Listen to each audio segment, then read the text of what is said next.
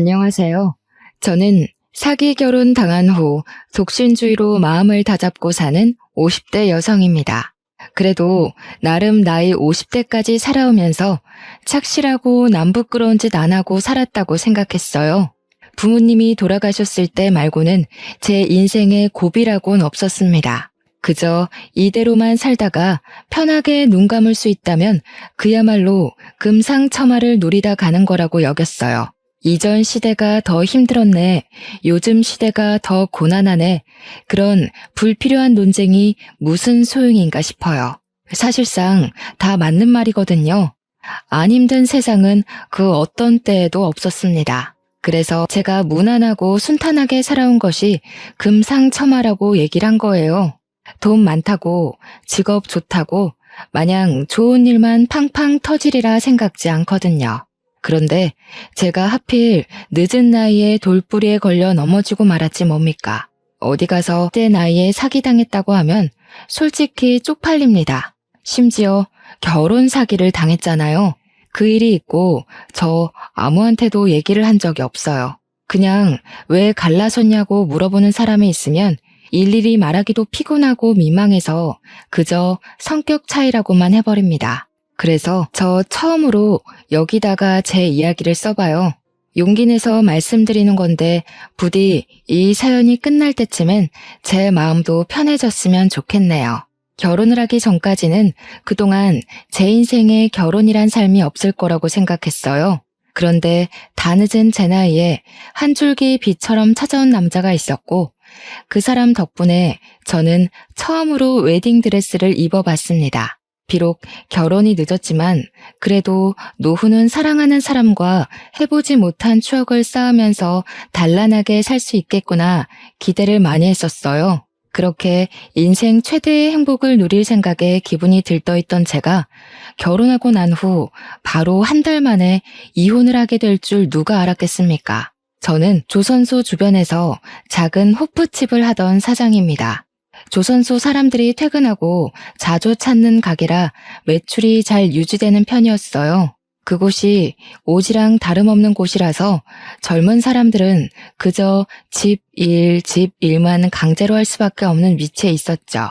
그렇다 보니 제 호프집은 저녁 시간에 많이 붐볐습니다. 거기서 남편을 만나 제 인생에 없을 줄 알았던 연애를 하게 된 거예요.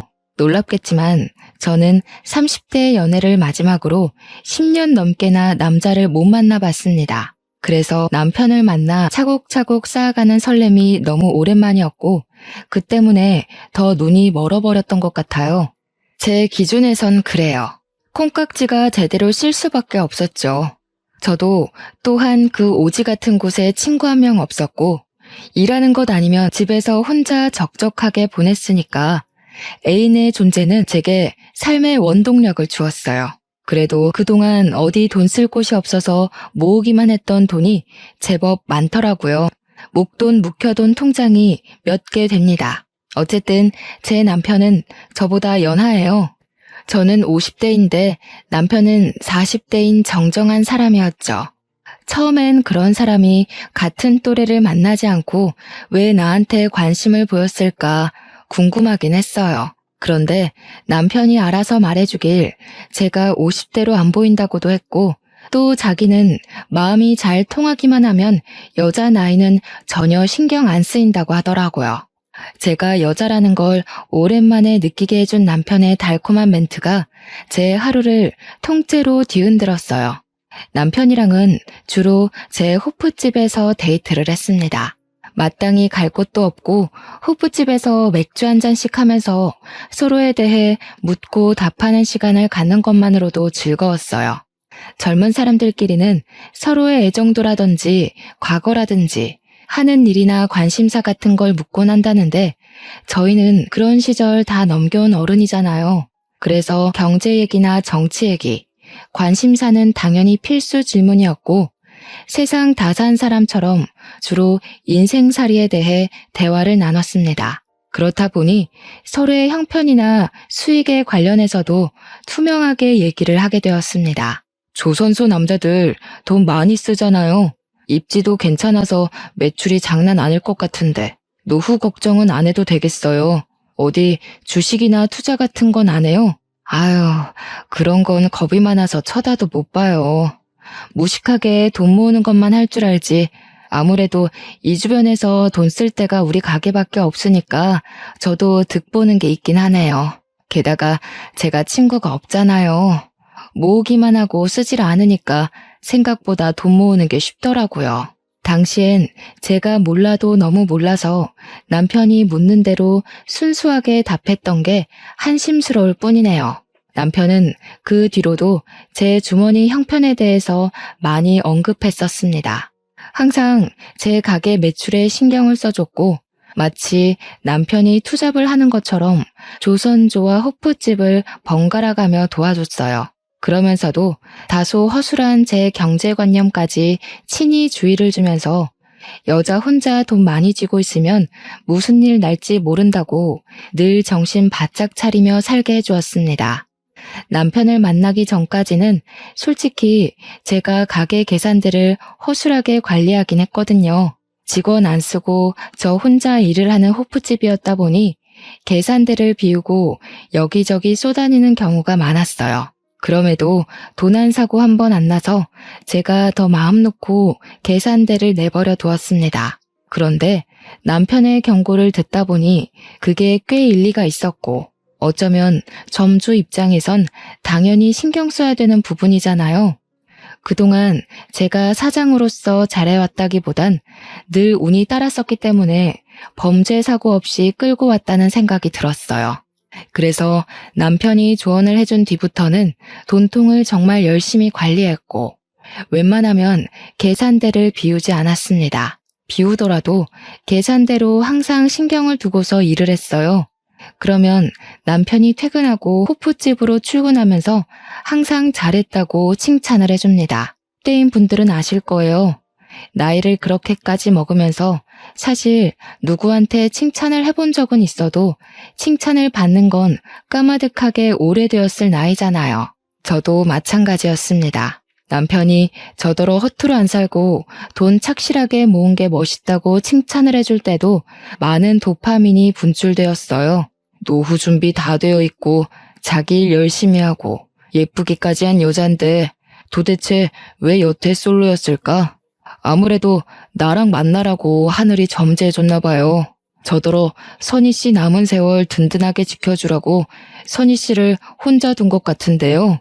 그땐 정말 남편이 오로지 제 걱정뿐이라 생각하고만 있었습니다. 또 이건 이제야 말씀드리는 건데 남편한테는 이혼 경력이 있어요. 전처가 바람을 피우는 바람에 소송에서 갈라서게 되었다고 했습니다. 그런 상처를 가지고 있는 사람이라 그런지 한 번씩 저보고 전처랑 너무 다른 사람이라서 좋다고도 하더군요. 제 나이면 솔직히 초혼인 남자 만나기 힘들지 않습니까? 남편이 한 번 갔다 온 사람이라고 해서 그게 제 마음에 걸림돌이가 되지는 않았어요. 그때만 해도 제가 남편한테 너무 빠져 있었고 저를 정신 차리게 해줄 가족이라든지 친구라든지 아무것도 없는 상태였거든요. 친오빠가 하나 있긴 한데 다른 지역에 살다 보니까 솔직히 명절에 얼굴 보는 것도 힘들어요. 벌써 안 보고 산 지가 한 3년은 되었습니다. 가끔 오빠가 문자로 안부 남겨주는데 가족끼리의 소통이 끝이에요. 그래서 남편이 제게 정식으로 청혼을 해주었을 때 저는 그렇게 생각했어요. 제게 친구가 생겼다고. 함께 인생을 즐길 수 있는 가족이 나타났다고 말이죠. 단순할지도 모를 청혼이 제게는 그런 여러 가지의 의미를 심어주었습니다. 저는 남편의 그런 뜨거운 마음이 고마웠고 이제 그만 외롭지 않게 사랑받고 살고 싶어서 남편의 청혼을 한 번에 응답했던 겁니다. 남편의 시부모는 돌아가신 데다가 외동이라서 인사드릴 어른이 없다고 했어요. 저도 부모님은 일찍 돌아가셨고 오빠만 있으니까 오빠한테만 인사를 시켜주려고 했습니다. 아마 오빠가 놀랄 거예요. 연락 뜸하다가 갑자기 결혼을 한다고 하면요. 그래도 제가 혼자 지내는 걸 걱정한 오빠는 저의 결혼을 환영해 줄 거라고 믿었습니다. 그런데 문제는 남편이 오빠 만나는 것 자체를 곤란해 하더라고요. 저더러 그냥 양가 인사 없이 결혼하면 안 되겠냐고 하는 거 아니겠어요? 그래도 결혼은 제법 큰 행사인데 친오빠 모르게 한다는 건 좀 그렇지 않을까요? 나도 오빠랑 엄청 오랜만에 만나는 거라 어색하긴 매한가지예요. 하룻밤 자고 오는 것도 아니고 잠깐 인사만 하는 건데 안 되겠어요? 그 말도 맞긴 해요. 그런데 내 생각은 우리가 20, 30대도 아니고 사실상 일찍 결혼하고 일찍 애를 낳았다면 양가 부모 입장으로 살만한 나이잖아요. 충분히 저희 알아서 인생을 결정지을 수 있는 나이인데 젊은 애들처럼 귀찮은 절차는 밟을 필요가 없지 않나 싶어서요. 남편은 나이 핑계를 대면서 양가 인사는 생략해도 될 것 같다는 의견을 피력했어요. 남편 말도 100번 이해해서 생각해보면 그럴듯하더라고요.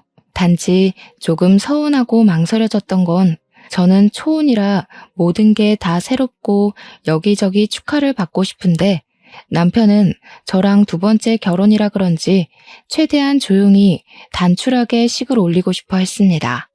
웬만하면 남편 의견을 존중해 주는데 이 문제만큼은 고민 많이 되었어요. 그래도 어쩌겠어요. 생각해보면 남편한테는 두 번째 결혼식이라서 주위 사람들에게 또다시 청첩장을 보내기가 민망할 거 아닙니까? 최대한 남편의 입장을 이해해 보려고 노력했고 시간이 가다 보니 정말로 이해가 되더군요. 그래서 저희는 필요한 사람들만 불러서 저희끼리 작게 식을 올리기로 결정했어요. 결혼식 하나 거창하게 안 한다고 저랑 남편의 사이가 달라지는 건 아니잖아요. 스몰 웨딩이라 하더라도 저는 웨딩드레스를 입을 거고 남편 손을 잡을 거고 남편과 부부가 될 거니까요. 필요한 사람들만 결혼식에 부른다고 하면 결국 저희 오빠한테도 결혼 사실을 알리긴 해야 되지 않습니까? 상견례의 목적이 아닌 청첩장을 덜컥 보내야 하는 상황인데 막상 연락을 하려고 하니까 제가 하나 걱정되는 게 있더라고요. 저희 오빠 성격이 조금 불같다는 겁니다. 젊을 때 운동을 하던 사람이었던지라 힘쓰는 것에는 세상에 무서운 게 없는 사람이에요. 그리고 또 가까울수록 서로 지킬 건 지켜야 하는 사람이고 초면이더라도 예의 없는 건 못 참은 사람이죠. 항상 오빠가 제게 먼저 연락을 줬지 제가 하는 경우는 잘 없었거든요. 그런데 이번에는 제가 먼저 그것도 결혼 문제로 연락을 했는데요. 오빠한테 나 결혼한다고 문자만 살짝 넣었습니다. 역시 오빠한테 바로 전화가 오더라고요.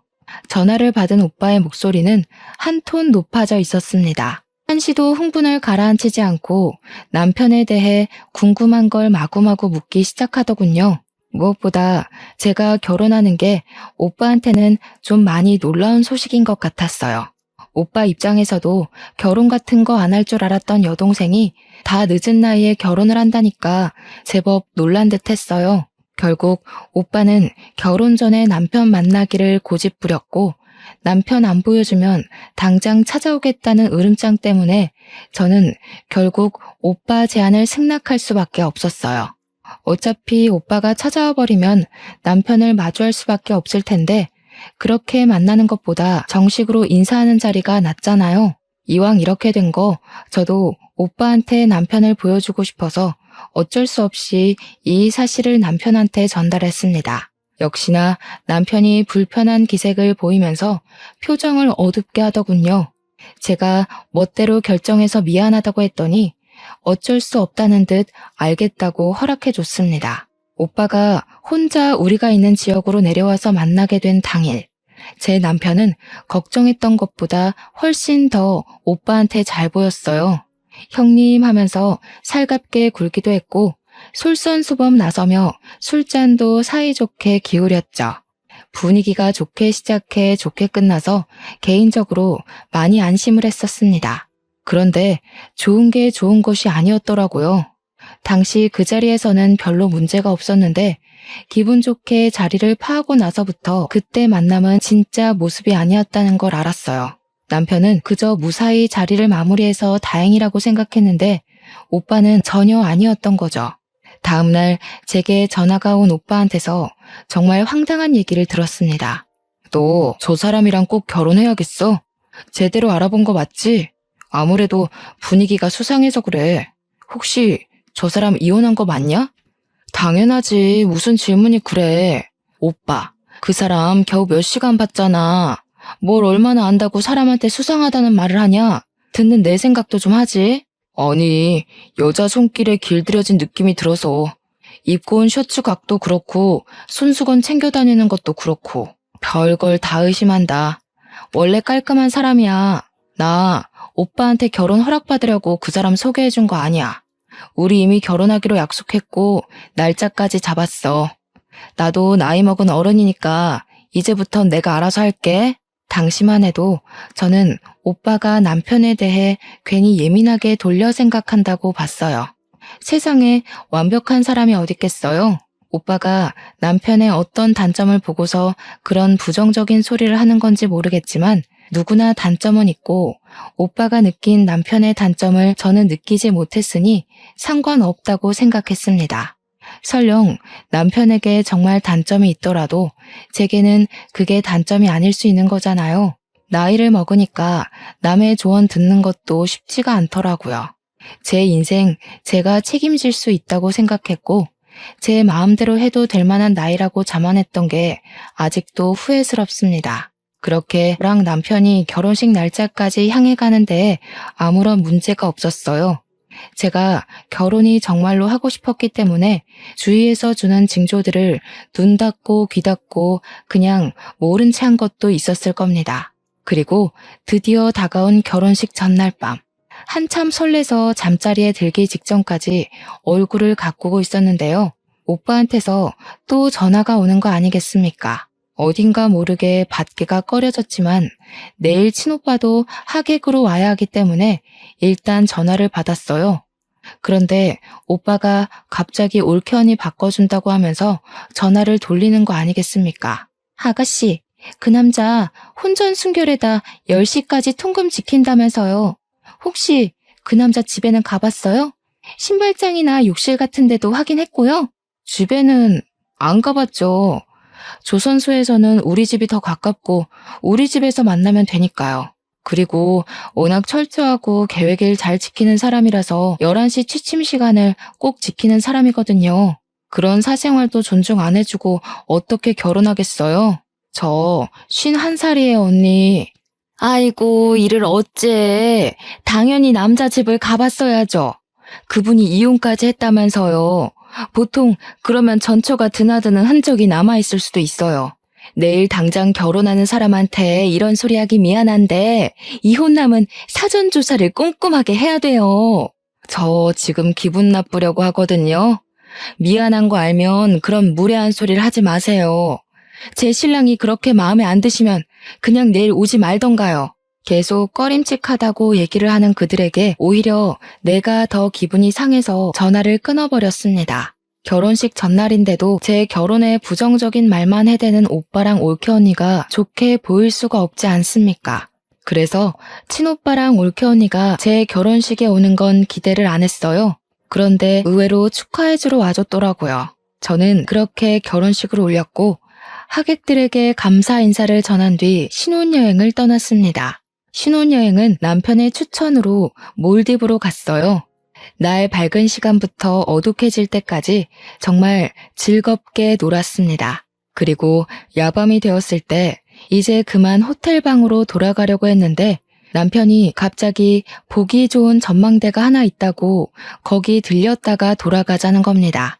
저희가 같이 계획한 코스에는 없는 장소라서 그냥 남편만 믿고 따라갔어요. 남편이 향하는 곳은 인적이 정말로 드문 곳이었습니다. 남편 말로는 그곳이 전망대로 유명한 곳이었는데 사고가 나서 장기적으로 문을 닫고 있다가 폐쇄가 된 곳이라고 했어요. 그래서 그런지 가로등도 설치가 안 되어 있더라고요. 조금 무서웠는데 남편이 도착했다는 곳에서 걸음을 멈추자 엄청난 야경을 한눈에 볼 수 있었습니다. 우리나라 야경도 전망 좋은 곳에서 보면 참 예쁘던데 몰디브는 또 몰디브만의 느낌이 살아서 예쁘더라고요. 여기까지의 느낌은 저를 위해 전망대 코스를 준비해준 남편 배려에 대한 보답입니다. 즉, 남편 말대로 야경은 참 예뻤지만 솔직히 제 기준에서 끝내줄 만큼인지는 잘 모르겠다는 뜻이에요. 하지만 그것 또한 저와 남편이 다른 점이라고 생각하고 남편의 감성을 이해해주며 호응을 보였어요. 그때 남편이 커피 좀 사오겠다며 기다리고 있으라 하더군요. 저는 너무 어둡고 무서워서 같이 가자고 했는데요. 오늘 나 때문에 많이 걸었잖아.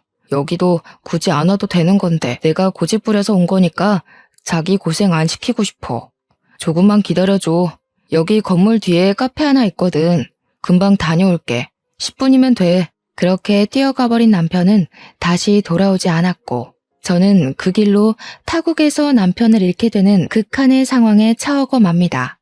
남편이 자리를 뜨고 한 1분 지났을까요? 아무도 없는 곳에 웬 파키스탄 외국인들이 나타났어요.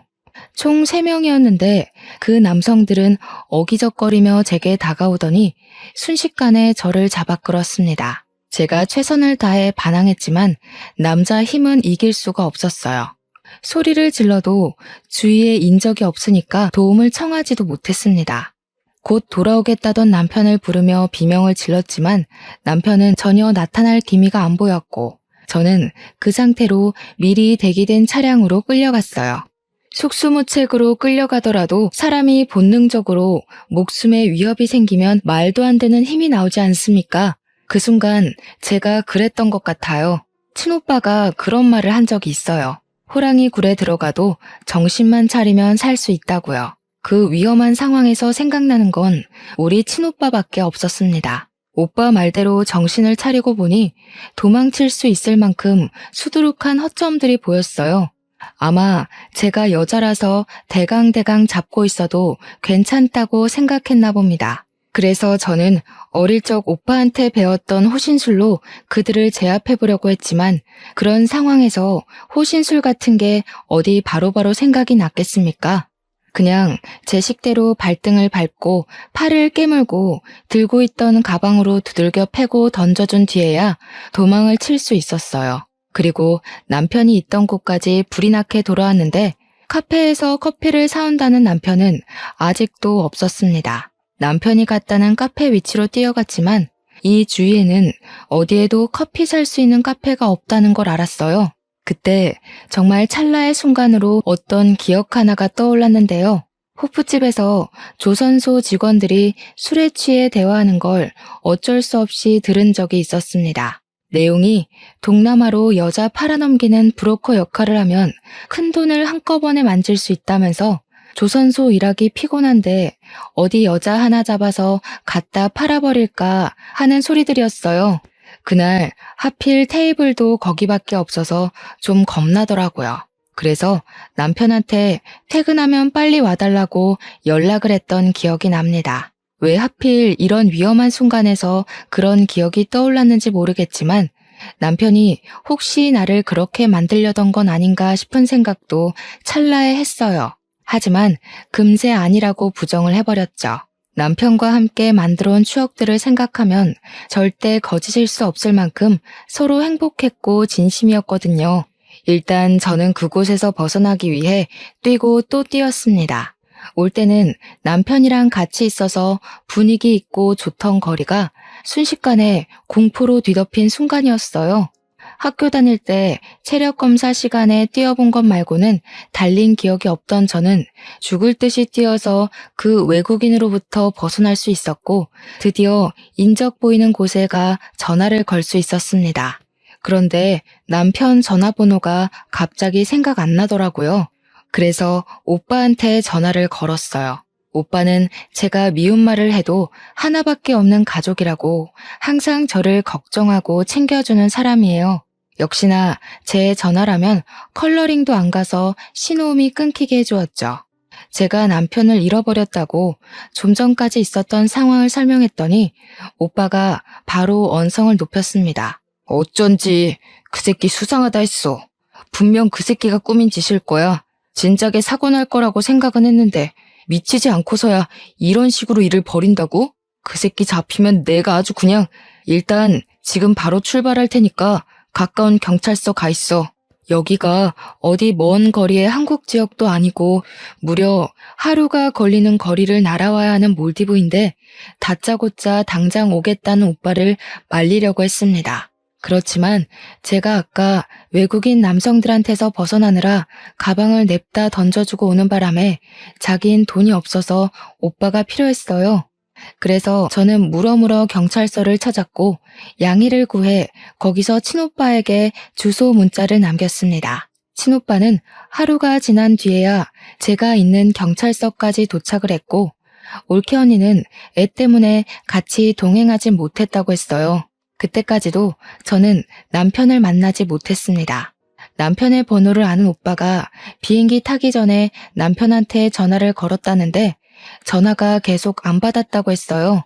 얼마 안 있다가는 아예 전화가 꺼졌대요. 아무래도 지금 벌어진 모든 상황이 고의적인 게 맞는다고 생각한 오빠는 제 남편이 사기꾼 같다는 의심에 확신을 더했습니다. 하지만 바보 같던 저는 제 눈으로 확인하기 전까지 남편의 짓이라는 걸 믿을 수가 없었어요. 어떻게 신혼여행 때 괴한의 습격을 받고 남편을 잃어서 경찰서에서 첫날 밤을 보내는 경험을 몰래카메라로 꾸미겠어요? 제 남편은 그럴 사람이 아니었고 매 순간 자기보다 저를 더 우선순위에 둔 사람이었기에 그냥 제가 운이 안 좋았을 뿐이라고 생각했어요. 오빠 덕분에 한국으로 무사 귀환한 저는 그제야 남편한테 전화를 걸어볼 수 있었습니다. 그런데 친오빠가 꺼져 있다고 한 순간부터 계속 폰이 꺼져 있었고 며칠 뒤에 신호가 가기 시작했을 땐 웬 모르는 사람이 받았습니다. 전화번호를 바꾼 것 같더라고요. 그제야 저는 친오빠 말대로 제가 사기를 당했다는 걸 받아들였어요. 그때가 무려 결혼식을 올린 지 한 달 후였습니다. 그 한 달이 지날 동안은 최대한 남편을 믿으려고 애썼습니다. 혹시 위험에 처한 건 아닐까? 내가 도와주지 못하고 혼자 한국에 와버린 건 아닌가 하고요. 그런데 그건 그냥 제가 콩깍지가 덜 벗겨졌기 때문이었고 한심하게 미련이 남아있었기 때문이었어요. 저랑 남편은 신혼집도 구하지 않았습니다. 제가 살던 집이 3룸이었는데 조선소랑 가까워서 거기서 신혼을 차리기로 했었거든요. 그래서 미리 남편이 제 집에 들어와 같이 동거를 하고 있었어요. 그런데 이젠 남편은 없고 남편의 집만 덩그러니 제 옆에 남은 거였죠. 나중에 생각해보니 신혼집을 구하지 않은 것도 다 이유가 있었던 거예요. 저를 갖다 팔아버릴 생각을 했으니까 우리 공동 소유의 재산물은 하나도 만들지 않은 거였어요. 사기를 당했다니. 뒤늦게 닥쳐온 상실감과 배신감이 치밀어 올라 남편의 짐을 미친 듯이 잡아 던져버렸습니다. 옷을 발기발기 찢고 밟고 미친 사람처럼 소리를 지르기도 하다가 결국 눈물을 터뜨렸어요. 그 순간 제 무릎이 닿는 곳 밑으로 몰디브 여행 팸플릿이 깔려있는 게 보이더라고요. 제게는 악몽이 되어버린 몰디브를 생각하니 다시 화가 치밀어 올라서 그걸 찢어버리려고 했습니다. 그런데 팸플릿 사이에 다른 종이가 하나 끼워져 있더라고요. 그걸 자세히 봤더니 세상에나 거기서 제가 본 게 뭔 줄 아십니까? 제가 알고 있는 정보와는 다른 몰디브의 호텔 주소와 사진, 관광 명소, 몰디브에서 한국까지 왕복 시간 등이 남편 필기체로 정리가 된 종이었습니다. 여기서 제가 충격받았던 요점은 제가 알고 있는 정보와 다르다는 거예요. 남편이 찾아놓은 정보들은 저와 남편이 갔던 곳도 아니었고 예약했던 호텔도 아니었습니다. 항공편 승차 시간은 똑같았으나 거기 적힌 티켓 가격은 1인의 몫이었어요. 이때만 해도 남편이 제게 얼마나 더한 밑바닥을 보여주게 될지는 감히 상상도 못했어요. 그 사이 실종 신고해놨던 경찰한테서 연락이 와 더는 다른 생각을 못했던 것도 있었습니다. 저는 오빠한테 따로 연락을 해서 당장 경찰서를 찾았습니다. 일단 남편이 한국에서 발견되었다는 것은 제게 큰 배신을 일으켰고 남편을 오랜만에 다시 보게 된다는 생각은 저를 두렵게 만들었습니다. 이런저런 생각들이 상충해서 그냥 너무 복잡한 심경이었어요. 그렇게 경찰서에 도착했더니 정말로 익숙한 뒤태가 저를 기다리고 있더라고요. 한 달 만에 본 남편은 저의 바람과 다르게 너무 멀끔하고 멀쩡한 차림새로 있었습니다. 오빠는 남편을 보자마자 멱살을 잡았고 밑도 끝도 없이 주먹을 날려버렸습니다. 오빠가 나이 들었다고 해도 여전히 파워가 장난 아니라서 진정으로 주먹을 맞는다면 이빨이 나갈 수도 있거든요. 저와 경찰서 사람들은 흥분한 오빠를 겨우겨우 말렸습니다. 하지만 오빠는 여전히 남편의 멱살을 잡고 있었죠. 이 사기꾼 새끼야, 나이 처먹고 할 짓이 그렇게 없었냐? 감히 내 착한 동생을 건드려? 내 눈에 걸린 이상 넌 이제 죽은 목숨이야. 오늘 이 자리에서 제사 치를 줄 알아. 오빠가 맹수처럼 으르렁거리는 걸 경찰 3명 급하게 와서 다시 붙들었습니다. 우리 오빠가 체격이 좀 좋은데다가 저랑은 6살 차이가 나는데요. 부모님이 일찍 죽고 저를 자식처럼 키웠기에 저를 건드는 사람들한테는 더 물불 안 가렸어요. 오빠가 한번 화나면 스스로 화가 풀릴 때까지 아무도 말릴 수가 없지만 이제는 말리고 싶지도 않았습니다. 그건 그렇고 저도 남편한테 가서 대체 이게 어떻게 된 거냐고 소리를 빽 질렀어요. 사기꾼 놈이 뭐라고 짓거리나 들어보고 싶었습니다. 한 달 만에 나타난 사람이 때깔 한번 좋다. 몰디브에 나 갖다 팔고 돈 받을 계획이었어. 처음부터 그럴 목적으로 나한테 접근했던 거냐? 내가 그때 얼마나 무서웠는지 알아? 나 죽을 뻔했다고. 진짜로 당신이 다 꾸민 짓인 거야?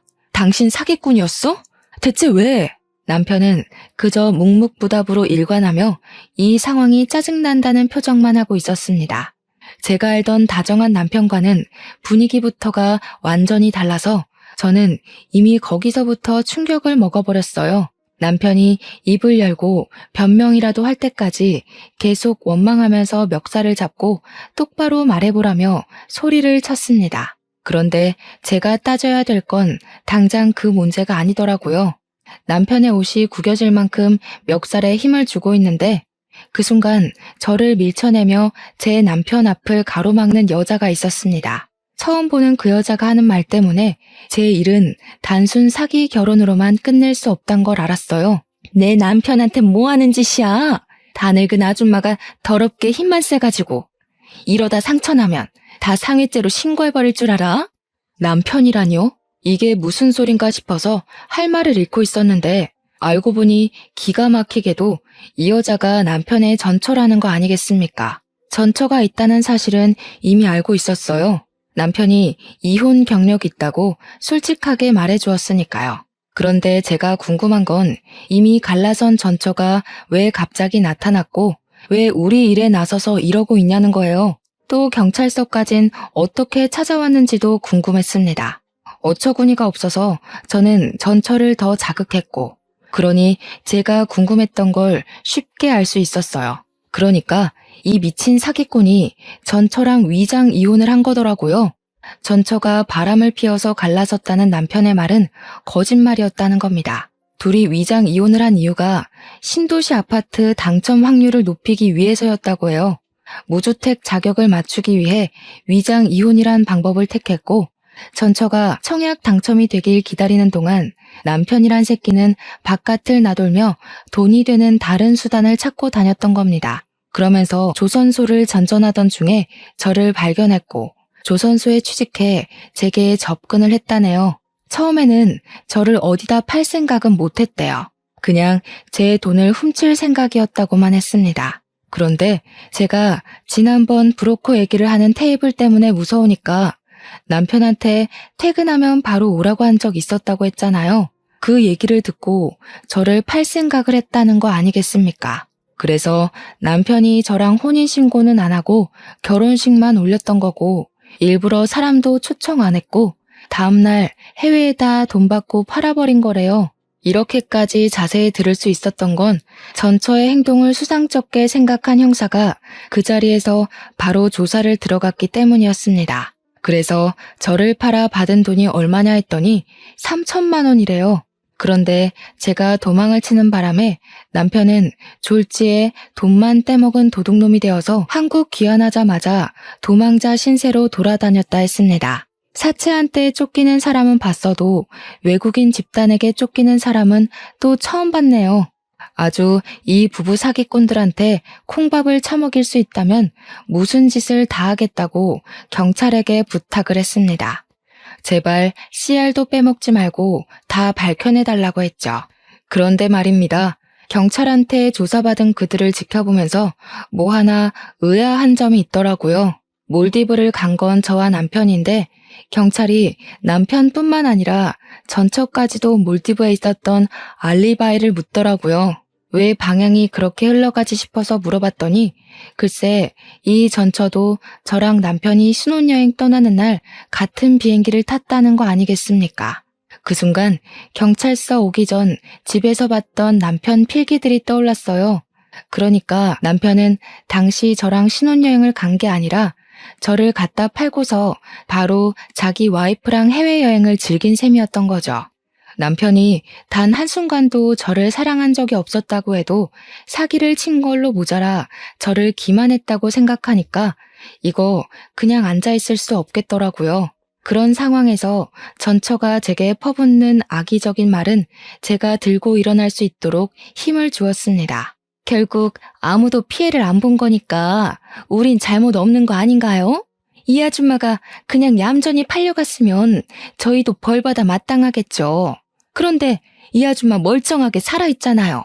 늙어서 비싸지도 않는 거 겨우 사람들 설득해서 보냈더니 도대체 어떻게 빠져나온 건진 모르겠지만 전처는 멍청하게도 경찰서가 어떤 곳인지 잘 모르는 듯 합니다. 그렇지 않고서야 정말로 자기 남편을 위한다면 그렇게 자기 죄를 알아서 자백하고 있을 순 없겠죠. 남편이 뒤늦게 전처의 입을 막는 바람에 전처도 뭐가 잘못된 건가 싶어 눈치를 보더라고요.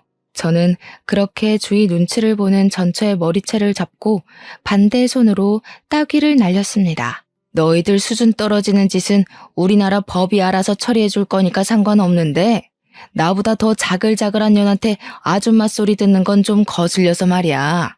민증 안 보여줬으면 언니라고 부를 뻔했어요. 혹시 애를 낳아서 이렇게 폭삭 사가버렸나? 아, 애 없죠? 차라리 애 때문에 세월 맞았다고 하는 게 덜 쪽팔리겠네. 오빠는 행패를 너무 심하게 부려서 경찰서 밖으로 쫓겨났는데 그 상황에서 저 혼자 그들을 대응하고 있느라 솔직히 좀 겁나는 것도 있었습니다. 그럼에도 이 연놈들을 망가뜨리고 싶다는 일념 하나로 버티고 있었어요. 제가 전처의 뺨을 날려버리니까 저를 쳐다도 안 보던 남편이 눈에 쌍심지를 켜고 제게 소리를 쳤습니다. 이 여자가 감히 누굴 때려? 미쳤어? 늙으려면 곱게 늙을 것이지 개념이 없냐? 그렇게 억울하고 분하면 내가 던진 미끼에 걸리지를 말았어야지. 당신이 무능해서 속아 넘어간 걸 이제 와서 누구한테 화풀이야? 아, 이제 들으니까 확실히 단념하게 되더라고요. 저는 남편한테 그저 갖다 팔아야 되는 물건뿐이었던 거예요. 더 참지 못한 저는 남편을 차버렸어요.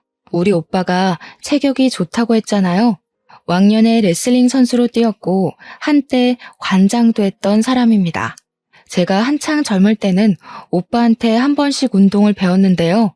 그때만큼은 아니지만 젊을 때 미리 몸을 만들어놔서 아줌마 나이가 되었어도 운동신경 하나는 좋았습니다. 그러니 고작 여자 발차기 한 방에 남편이 구부러졌겠죠. 그리고 그때 제게 또 덤벼드는 전처의 머리를 잡았어요.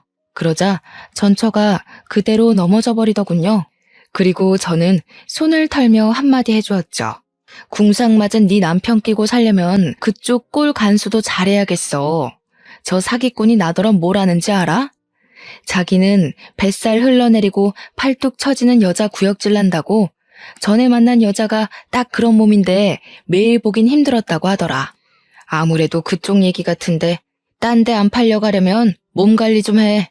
제가 발끝으로 전처 뱃살을 건드리고 팔뚝을 툭툭 밀자 얼굴 붉어진 전처가 남편을 확 째려봤습니다.